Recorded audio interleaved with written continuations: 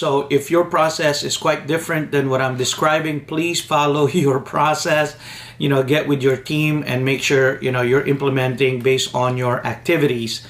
Here we go again.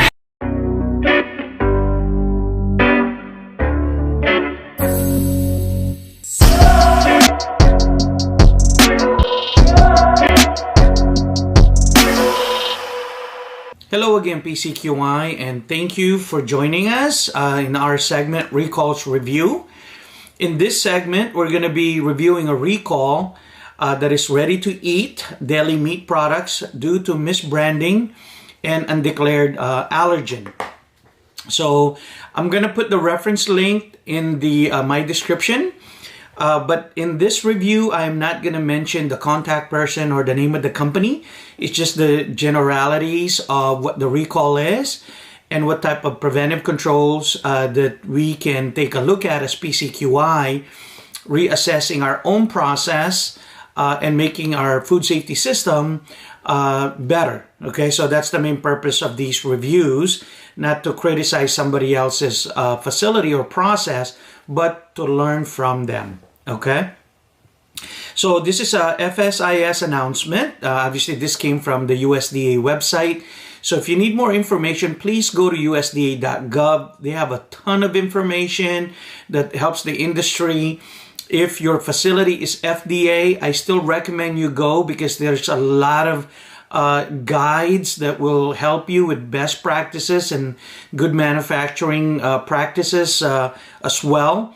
So there's a lot of things that the USDA website has that sometimes you feel that the FDA side don't have. So please look up both of them, especially if you're a PCQI and you're bouncing from one project to the other.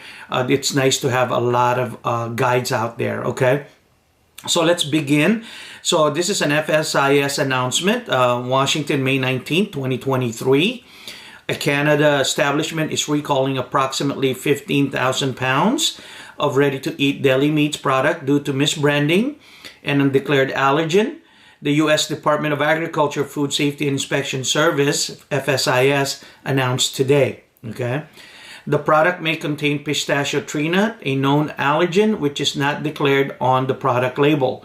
So as soon as I saw that, right away I put a preventive controls. This is just for me as my assessment and review. You're probably going to be listening to this and you might want to add more other preventive controls based on your process. So I might not be able to mention all of them that are applicable to that part of what I just read. So with that being said, with the preventive controls, I would look up my labels, right, as part of that, because number one is it's not declared on the product label. So for me as a PCQI, I would like to add on my list of to-dos is to have my label reviewed annually for any changes, matches the recipe or the formula, matches the customer's requirement. If it came from my customer, if it's my own product, make sure I get with management or to our R&D department that there are no changes with these things. So I'm gonna at least do a label review annually and when changes are made. Now some of you probably looking at this on the FDA side of things or other label review per 21 CFR 101, give us a call so we can assist you for that. Contact us. We do provide those type of label review either annually or when changes occur. Okay, let's continue. The ready-to-eat deli meat product were produced on March 27th and March 30th and April 4th. The following products are subject to recall. So the nice thing about this is you can actually also see the labels. So as you know, with our mock recall exercises, right, we are always asking for a reference label. This is one of the reasons why, because in a real recall, you're going to need to provide it. So the consumer can see it, they can see the color, the images and everything on your label. So there is no misconception of what is being recalled by either the manufacturer or the facility or by an agency such as an USDA or an FDA agency, such as in this example. Okay, it says you can view the labels that are provided, which I mentioned. Also listed are all of the finished product that are included in this recall.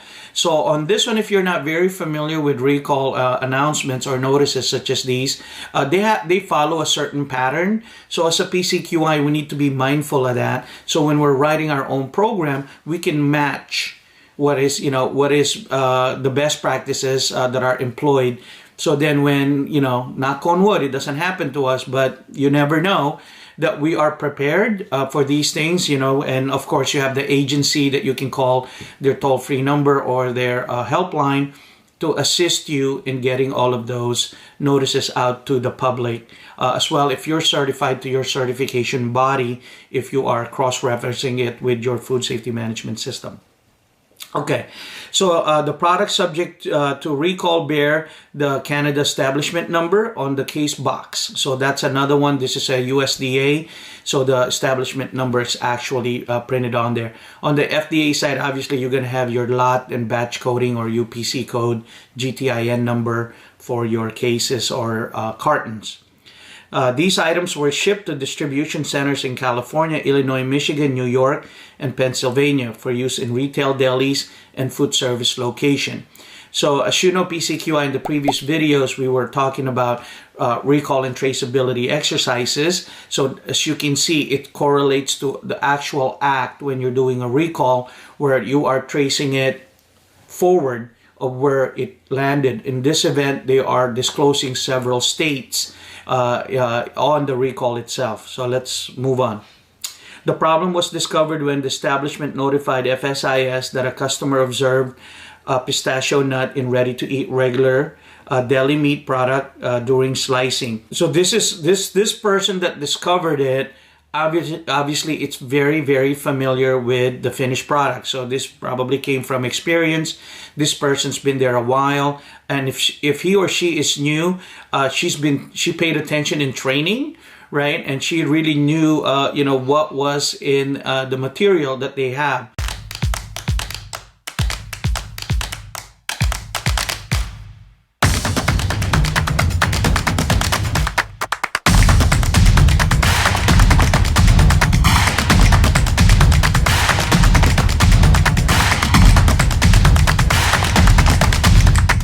So as a PCQI, in this step of the process, I would look at some preventive controls.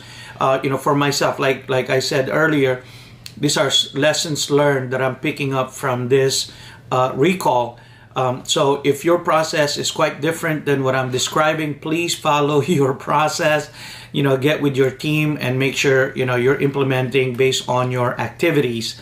All right, so for me as a preventive controller at this point, I'm going to take a look at my formula and recipe verification. So obviously when we're making a new product, before everything gets picked from the warehouse or storage and they are getting set on the BOM staging area. BOM stands for Bill of Materials. This is where a process I would go in if I'm the QA QC, and I would have my pick list that was picked by the warehouse personnel. And I would make sure that all of those are, in that area before they go to the pre-weigh room. Okay, so I need to have my formula and recipe verification. Now, in other process, that's controlled by their MMR, right? Master Manufacturing Record, which is the formula or the recipe signed off by somebody in management that's been approved for that production, or a batch manufacturing record, a BMR. But a lot of it in a lot of the food facility, sometimes they don't use this. You see this a lot in pharma or nutraceutical, vitamins, dietary supplement manufacturing. But it's such a great practice or a tool to have when you're tracing all of these things to prevent this exact thing from happening. So you need to have your formula and recipe verification as a preventive control on this part.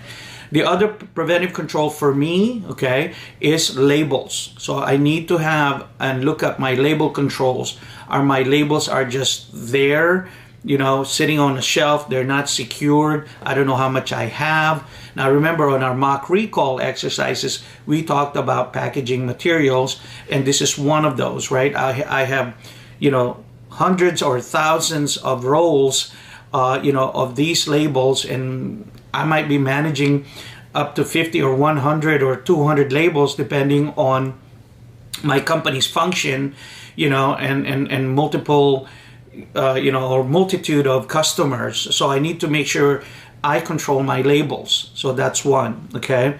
So then the other part of it is that doing the verification is the label control also coincide with my label reviews, which we mentioned previously.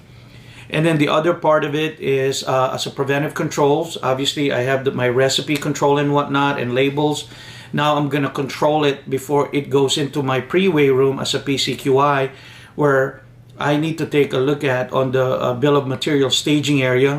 Some of them, they call them bomb staging, bomb meeting, or whatever you're calling your staging part before it goes into your pre-weigh.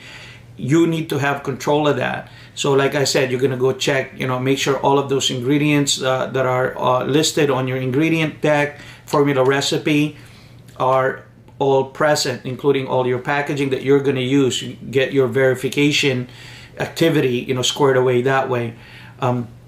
Work with one of our large clients, and they always tell me, Arnel, if it's not in our ingredient deck, it's not in our finish label, it doesn't belong there. Right? So that's where that type of mentality on the food safety culture kicks in. So BOM staging verification is another one. Now, if you want to take another step of it, is on your pre-weigh, right? So this is the next part of this is, what did my pre-weigh person, when they were mixing all of these things up or pre-weighing it prior to the mixing and production part of this, there's a failure there, right? That it came in. So now I got to take a look at that training of personnel on their assigned duty, perhaps retraining them, reestablishing that connection of, this is a recipe, these are the ingredient list or raw materials, from the BOM staging.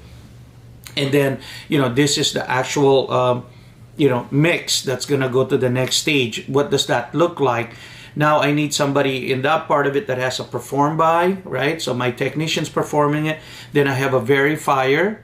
And then at the end of the day, I have a reviewer that can review all of those action items or all of those activities had occurred. Okay, let's continue on. See what else kind of lessons we can learn. There have been no confirmed reports of adverse reaction due to consumption of these products. Anyone concerned about an illness should contact a healthcare provider. FSIS is concerned that some product may be in delis and food service locations, refrigerators, and freezers. Verification action. So on this part right here, I put a verification action, for me as a PCQI for inventory check with all delivered products, right? So this is part of the traceability. If I'm performing this recall, obviously we're gonna have certain steps in our recall, which we're gonna do a complete video, for that, of what that kit or that program, policy, procedure, the forms you're gonna need, for records, as well as training requirements for your personnel to prevent this. But in this action, I need to take a look at my own process of how I communicate to all of the delivery sites that our facility had delivered to, and what is that process of doing inventory check. Do I just do an email? Do I send them a statement saying I have this much in my possession, or all of these has been based on our printout in our system? We hold zero this product, they're already out. I want some answers for that, so I can have a full accountability of where our materials have gone, if they are already in the direct consumers, like this letter says, in refrigerators and freezers. So obviously this is now serving as a notice to the public as well. Okay, so that's one thing that I need to take a look at for my verification action or activity on inventory checks on delivered products. Delis and food service location are urged not to serve these products. Sorry, PCQI. It's just more coffee. There we go. Consumers who have purchased these products and have an allergy to pistachios should not consume them. These products should be thrown away or returned to the place of purchase. FSIS routinely conducts recall effectiveness checks to verify recalling firms notify their customers of the recall and that steps are taken to make certain that the product is no longer available to consumers. When available, the retail distribution list will be posted on the FSIS website. So we actually have that website on the link, which is fsis.usda.gov/recalls. Okay, so we're going to post these on the description side. Consumers with questions about recall can contact the company consumer hotline at the phone number or email address. Members of the media with questions about the recall can contact this person's name, the director of communication with the company name, phone number, and their email address. So those are also posted on this recall part of it. So now if you're looking at your food safety plan or HACCP plan or your mock recall exercises, these type of information are being collected during that process. Now you see how those synergizes are interlinked, right, to the things that you're actually going to be performing, or hopefully not to perform, but you're going to be ready to perform. So all of these things that we're learning from these recalls review are correlating to all of our other activities that are now interconnecting or interlinking, okay? Consumer with food safety question can call the toll-free number with the USDA Meat and Poultry Hotline. And I'm going to give that phone number just for our public. It's our 888-674-6854. That's the USDA hotline. And they have an Ask USDA. If you click on it, it'll give you the link and their hours of operation.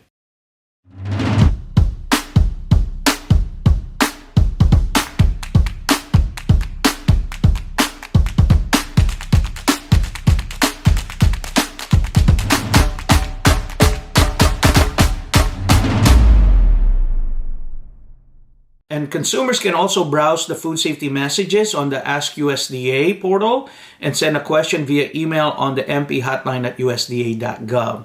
So I put those on there because of the agencies and for public notification for that. So other than that, we don't disclose the other company. If you really want more information, please go to the usda.gov website. These are public information, and us PCQI on the field, we use them as a training tool and learn from them. Now, so here we go. So the next part of this is there's a distribution list. So they actually put some information on the product, on a PDF format. The processing category, in this case, the HACCP is fully cooked, not shelf stable process. And then the company, again, with the company information that's recalling the product with their direct contact and email address, should you have any concern. Well, let's end it there, PCQI. Once again, thank you for joining us in our recalls review. Till then, have a great day, stay strong, and bye for now. Contact us. And don't forget to share, like, and subscribe. Thanks again, PCQIs. Have a good one.